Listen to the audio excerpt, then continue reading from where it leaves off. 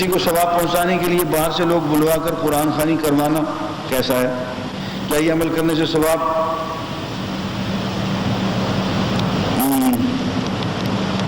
کیا پہنچ جاتا ہے یا نہیں؟ بھائی یہ پہنچ جاتا ہے یا نہیں یہ میرے علم میں نہیں ہے. ایصال ثواب کا منکر میں نہیں ہوں، لیکن بات یہ ہے کہ ایک شخص نے قرآن مجید پڑھا اور ہر سپارہ پڑھنے کے 10 روپے لے لیے. اب اس نے 10 روپے لے لیے، ثواب کہاں رہا باقی؟ کیا پہنچے گا؟ جب ثواب ہے ہی نہیں تو پہنچے گا کیا؟ یہ ایصال ثواب کرنا ہے تو اس کا سب سے اچھا طریقہ یہ ہے کہ والدین کے لیے دعائے مغفرت کریں. یہ جو دعا ہم ہر نماز میں پڑھتے ہیں، ربنا اغفر لی ولوالدی وللمؤمنین، اس کو کثرت سے پڑھیں اپنے والدین کے لیے. اور قرآن مجید کی جو تلاوت آپ خود کرتے ہیں یا گھر میں آپ کے بچے بیٹھ کے کرتے ہیں، اس کا ایصال ثواب کریں. کوئی درد دل سے تو ہوگا میاں، نیک نیتی سے تو ہوگا. جو شخص 10 روپے کے لیے پارہ پڑھ رہا ہے اس کو ثواب کہاں ہے جو ثواب آگے آپ پہنچائیں گے؟ اس لیے پڑھنا ہے تو پھر اولاد گھر والے خود بیٹھ کے پڑھیں، دعا بھی مانگیں، وہ تو ایصال ثواب ہوگا. یہ جو عام طریقہ اختیار کر رکھا ہے یہ صحابہ سے ثابت نہیں ہے.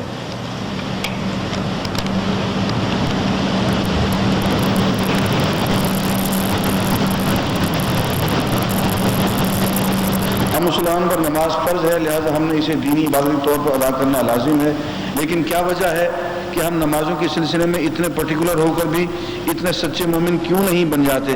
کیا ہم دل سے ادا نہیں کرتے؟ جی ہاں، دیکھیے نماز کے بارے میں حضور نے فرمایا لَكَ مِن صَلَاتِكَ مَا عَقِلْتَ مِنْهَا، تمہاری نماز میں سے اتنا ہی حصہ ہے جو تم نے سوچ سمجھ کے بقائمی ہوش و حواس پڑھا. جو بغیر سمجھے پڑھا، بغیر دل لگا کے پڑھا، وہ تو تمہارا حق ہی نہیں ہے. تو نماز میں 3 باتوں، ایک جسمانی عمل ہے، سجدہ کرتے ہیں، رکوع کرتے ہیں، قیام کرتے ہیں، قعود کرتے ہیں، زبان ہلاتے ہیں، پڑھتے ہیں، جسمانی عمل. ایک ذہنی عمل ہے، سوچ سمجھ کے پڑھتے ہیں، دھیان سے پڑھتے ہیں. ایک دل کا عمل ہے کہ محبت سے پڑھتے ہیں، اللہ کے حضور گڑ گڑا کے پڑھتے ہیں. یہ تینوں عمل بیک وقت اکٹھے ہوں گے تو نماز اپنا کام شروع کر دے گی. اور کہیں ایک طرف سے کنیکشن ٹوٹا ہوا ہے تو پھر بجلی نہیں آئے گی، کرنٹ نہیں آئے گا.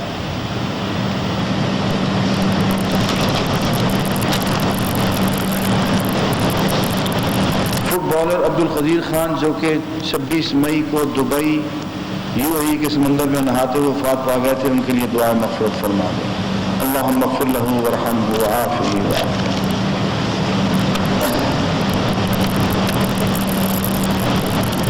ایک دوست نے اپنی بیوی کو 1 طلاق دی، پھر دوسری تقریباً 2 سال کے وقفہ کے بعد دی.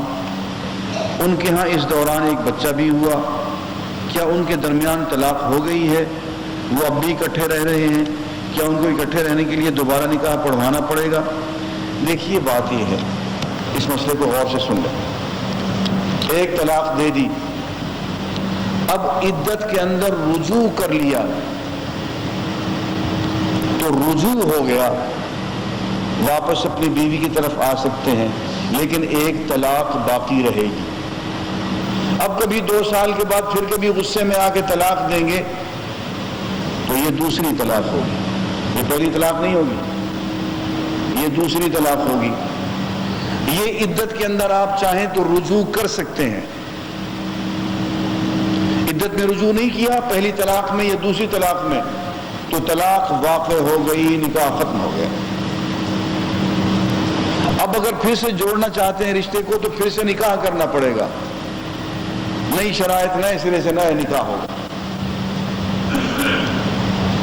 رجوع کر لیا، نکاح کی ضرورت نہیں ہے. عدت میں رجوع نہیں کیا، طلاق واقع ہو گئی، ختم ہو گیا رشتہ. اب نئے سرے سے نکاح کرنا پڑے گا، پہلی طلاق کی شکل میں بھی، دوسری طلاق کی شکل میں بھی. اچھا جی، دوسری طلاق میں رجوع کر لیا، رہیں گھر میں بڑی خوشی سے، بچیاں پیدا ہوتی ہیں ہوتی رہیں، بیٹے پیدا ہوتے ہیں ہوتے رہیں. پھر کبھی غصہ آ گیا 10 سال بعد، 15 سال بعد، اور طلاق کا لفظ منہ سے کہہ دیا تو اب یہ تیسری طلاق ہو. اس مسئلے کا لوگوں کو پتہ نہیں ہے، اس کو ذرا غور سے سن لیں. لوگ کہتے ہیں جی وہ طلاق تو ختم ہو گئی، تو ختم ہوگی تو پھر دوسری طلاق دی تو وہ تو پہلی ہو گئی. وہ پہلی نہیں ہے. طلاق وقت میں کہہ دی، اس سے رجوع تو ہو جائے گا، اب گھر میں رہ تو لیں گے، لیکن ایک چانس آپ نے گنوا دیا.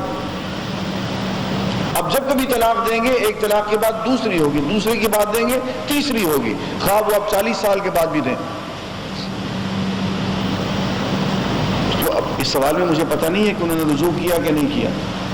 رجوع نہیں کیا تو ساتھ رہنا حرام ہے، رجوع کر لیا تو جائز ہے. پہلی طلاق کے دوران بھی رجوع جائز ہے، دوسری طلاق کے دوران بھی رجوع جائز ہے. اور الطلاق مرتان، طلاق رجوع والی صرف 2 مرتبہ.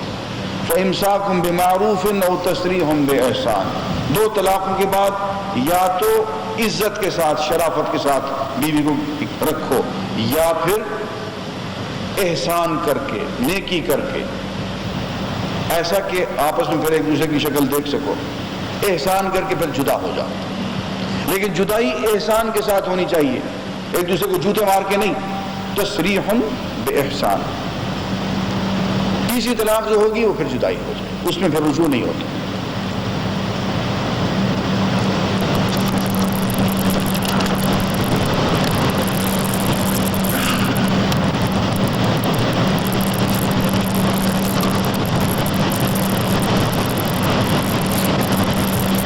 یہ سوال بالکل اجتہاد سے تعلق رکھتا ہے اور مشکل سوال.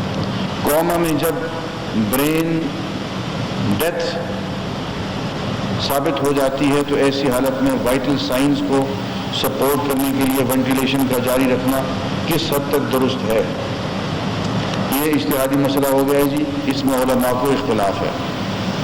ایک ہوتی ہے برین ڈیتھ اور ایک ہوتی ہے ریئل ڈیتھ.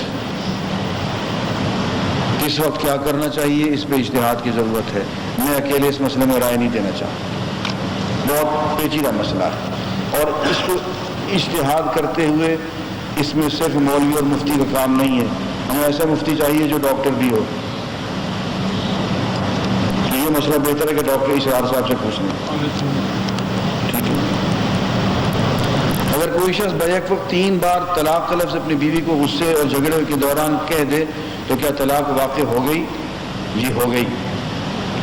کیا اب اس فیصلے سے واپسی کی کوئی صورت ہو سکتی ہے؟ یہ کوئی صورت نہیں ہو سکتی ہے جبکہ دونوں پشیمان ہوں. پشیمان تو لازماً ہوں گے، طلاق دے کے کون خوش ہوتا ہے؟ اس کی کوئی صورت نہیں ہے. اور وہ جو ہیلے بہانے جو مولوی لوگ کیا کرتے ہیں وہ سب بدماشی ہے، ان میں سے کوئی بھی جائز نہیں ہے. وہ ہلالہ بلالہ، وہ ہلالہ نہیں ہے، وہ حرامہ ہے. کچھ اس قسم کی حرکتیں جائز نہیں ہیں. حضور نے لعنت فرمائی ہے ان سب ان کاموں کو. یہ ایک خاص سوال ہے. بیوہ کے لیے بینک کا فکس ڈپازٹ کا انٹرسٹ لینا جائز ہے؟ جی بالکل جائز نہیں. جس کا کوئی اور ذریعہ آمدنی نہ ہو. اللہ سوال. بیوہ کے لیے بینک کا فکس ڈپازٹ کا انٹرسٹ لینا جائز ہے؟ جی بالکل جائز نہیں. جس کا کوئی اور ذریعہ آمدنی نہ ہو، اللہ تعالیٰ کوئی اور ذریعہ آمدنی بنائے گا، اس کو سوچنا چاہیے. اس کو NIT یونٹ خرید لینے چاہیے.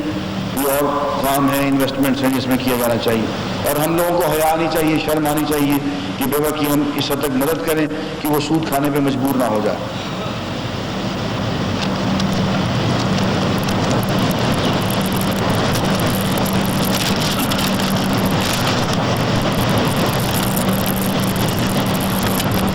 کراچی کے حالات کے بارے میں دعا کی درخواست ہے جی.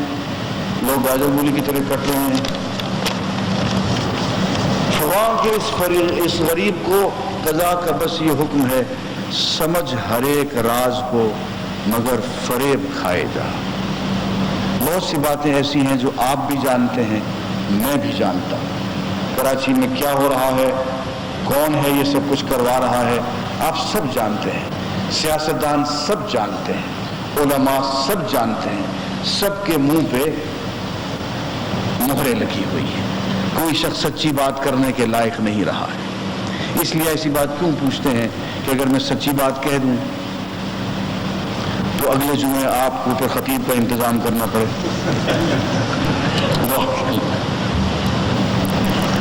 اللہم صلی صل علی سیدنا محمد وعلی آل سیدنا محمد وبارک وسلم. لا الہ الا اللہ الحی الکریم سبحان اللہ رب العرش العظیم الحمد للہ رب العالمین. نسألک موجبات رحمتک وعزائم مغفرتک والغنیمة من كل بر والسلامة من كل اسم.